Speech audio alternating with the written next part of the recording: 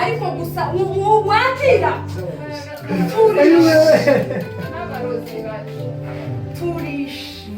turiza nguvu za shetani, turiza nguvu za shetani, Yesu we, turiza nguvu za shetani,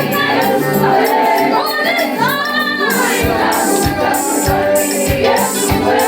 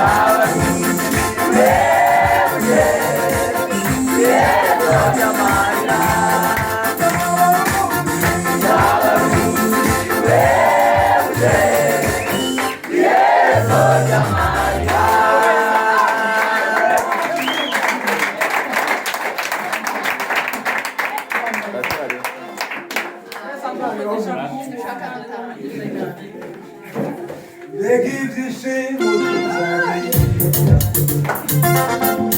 tugeze iwacu mw'ijuru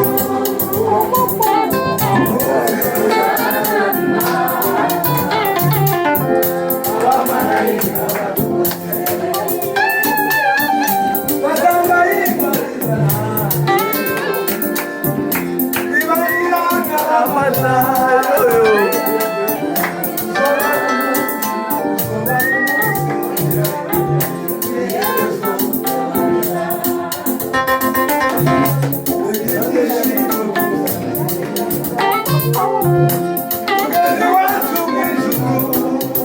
That is recording.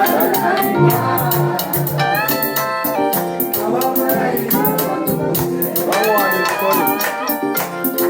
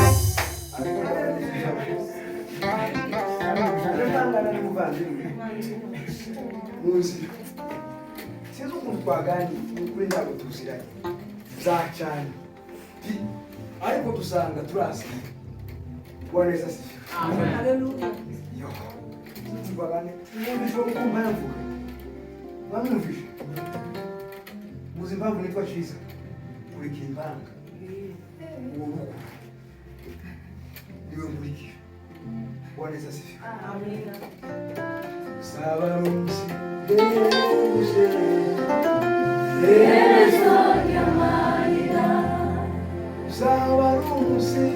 Sabarumusi webuje iherezo ry'amarira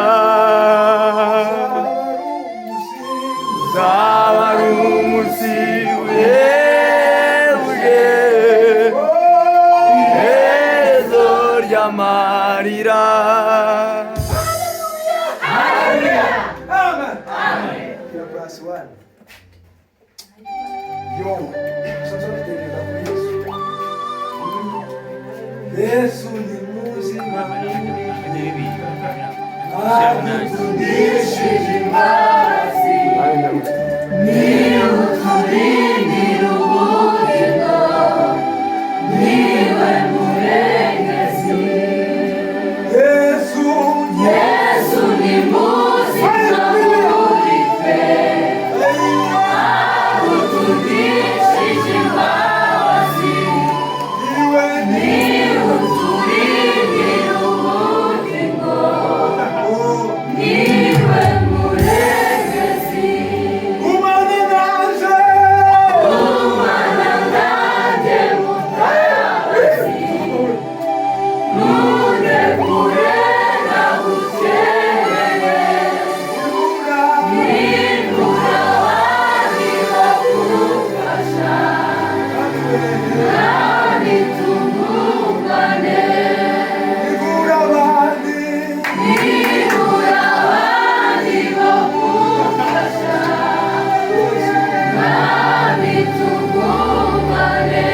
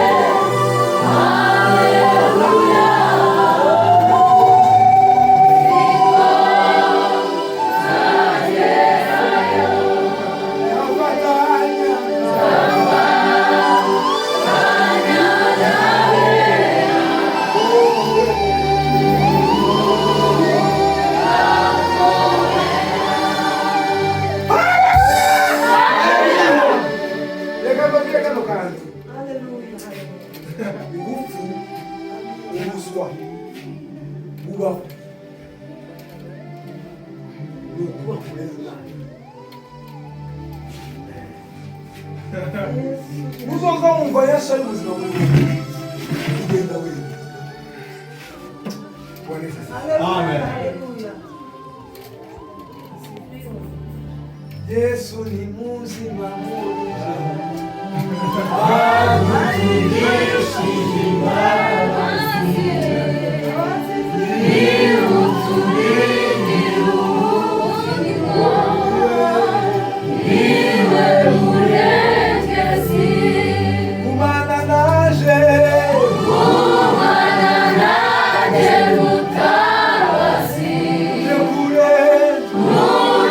Kurega bukene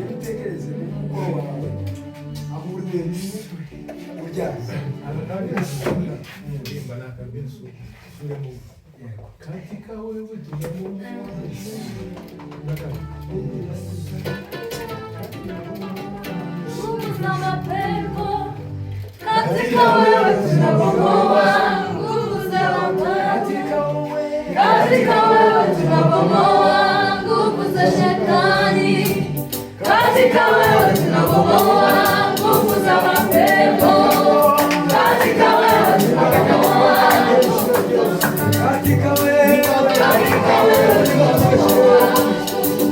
Himbazwe mwami, himbazwe mwami, himbazwe mwami kurakatana himbazwe mwami,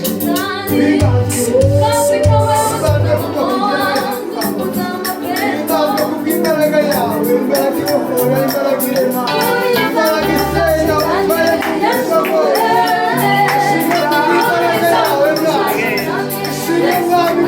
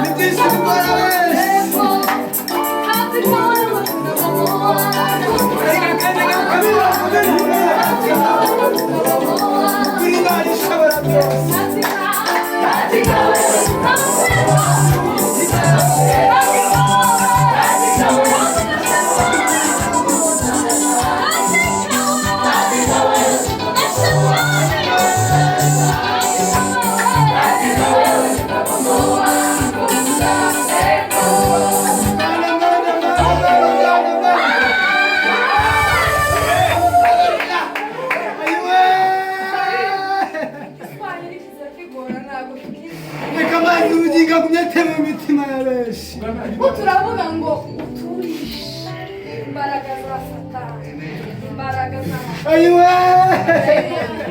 z'abadayimoni, nguvu za labada. Ni wowe da, nguvu za labada. Ariko gusa wakira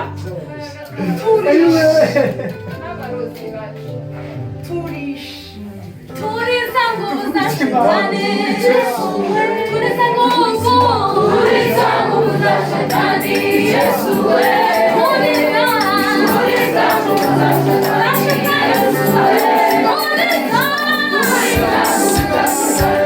Yesu we.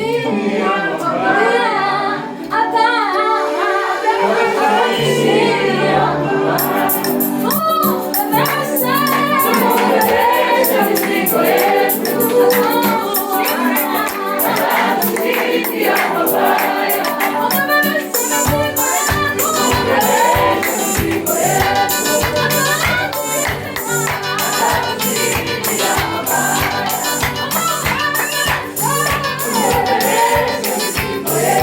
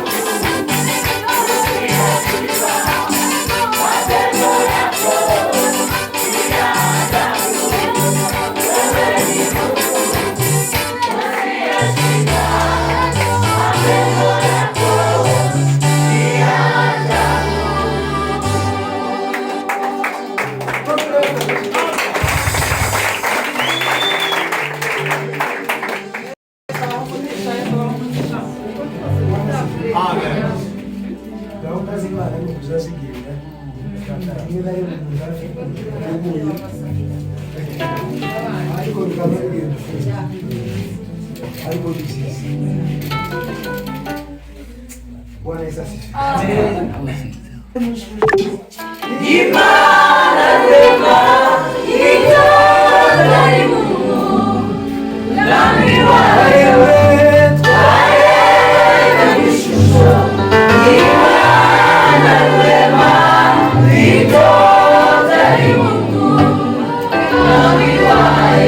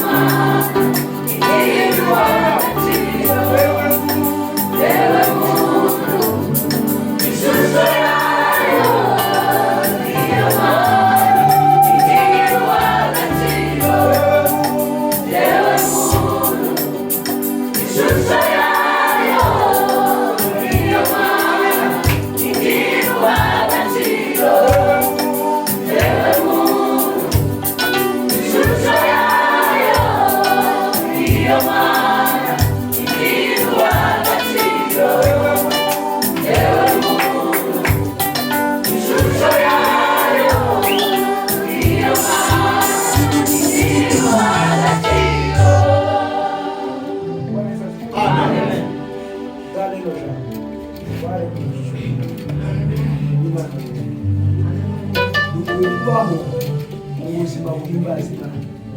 Imana nta kindi yaturemeye uretse kugira ngo kuyihimbaza. Kandi abantu bamwe bazi guhimbaza Imana bakora Imana ni ukuririmba gusa. Kandi nta n'agace gato. Ubundi ubuzima bw'ubukristo ugomba guhimbaza Imana. Ibyo dukora hano hanze, imbuto twera, ibyo dutekereza.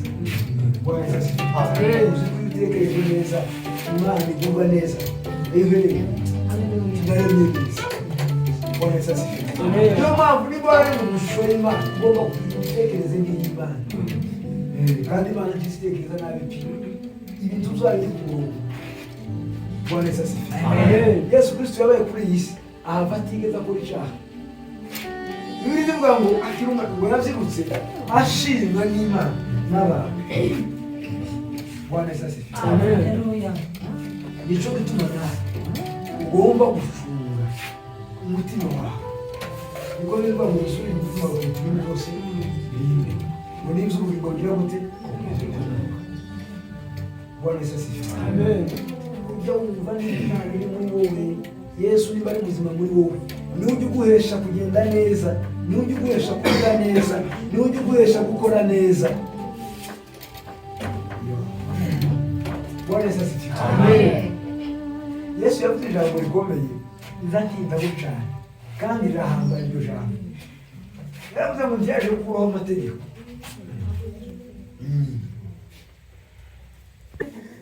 Zivuga ngo kubana kwabo kwiza barahugurana ngo be kugwa mu cyaha babona amahoro. Kubana kwabo kwiza barahugurana ngo be kugwa mu cyaha babona amahoro. Umuguhamagara abo mwisi bose ngo bazabishorire umugabane. Ariko uzatinda aho ngaho. Kubana kwabo kwiza barahugurana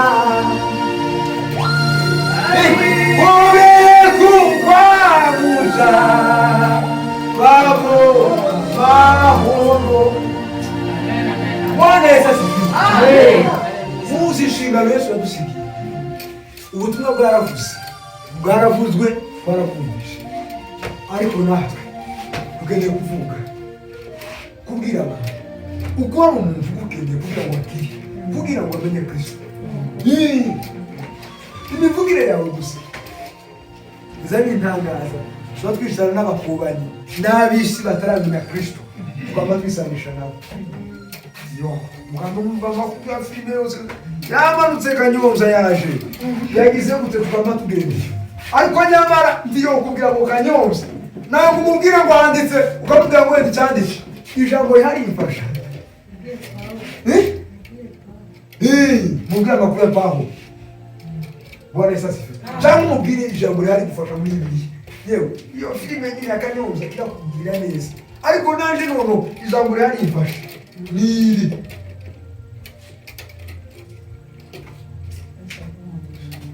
Bwana Yesu asifiwe. Amen. Twarirengagije cyane bakabya nuko hari urwego tutariho. Niyo mpamvu tuzongera kubwira umuntu kitakurimo neshakano uzumara n'umuntu ugasa nawe, ariko igihe cyose uwo muntu urimo rya jambo wasomye ryamasengesho akuzuye abantu barabona. Abavandimwe narabwiye hamwe umuntu wagamije kumvugisha aramuvugisha nambabwira ngo ndamuvugishije ngo kandi iki gikomeye nzomuhindura. Abantu bavugisha badafite gahunda nabo, akaba guhamagara umuntu ufite akaba guhamagara ashaka kujana kuri, ariko ukamukubita n'ibiri ukamusogongeza ugatuma uyu mukobwa ni igitangaza. Muzi Delila yakongowe Samusoni, aramukongora neza neza ngo ba. Bwana Yesu asifiwe. Ariko nawe ufite ubushobozi bwo gukura kiriya kintu kiza kikubwira amagambo atameze neza, nawe ukamubwira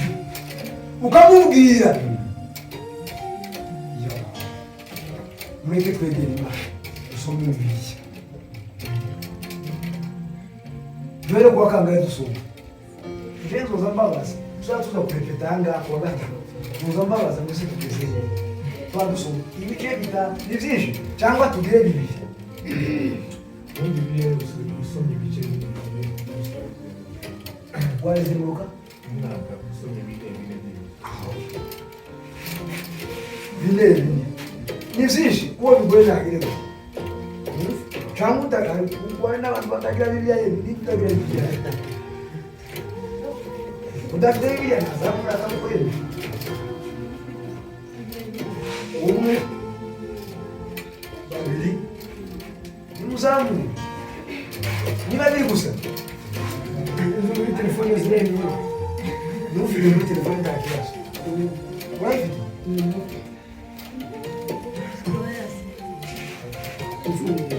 genda dushake Bibiliya tuba dukonsoma ibintu byinshi, hari n'uyifite muri telefone ayitoshe ntibihagije. Tumubuze telefone uno munsi kitagikongoka hasi cyangwa kikabiri, kandi ibi ngibi ni ikoranabuhanga. Mesaje murandi rodi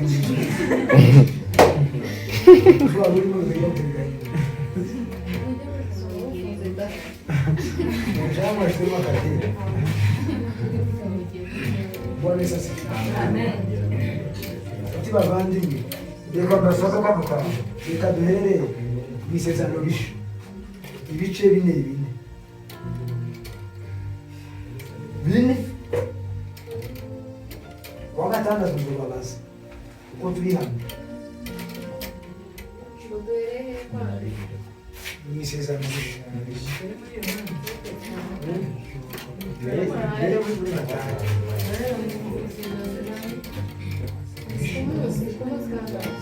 ibice bine turabyemera ababyemera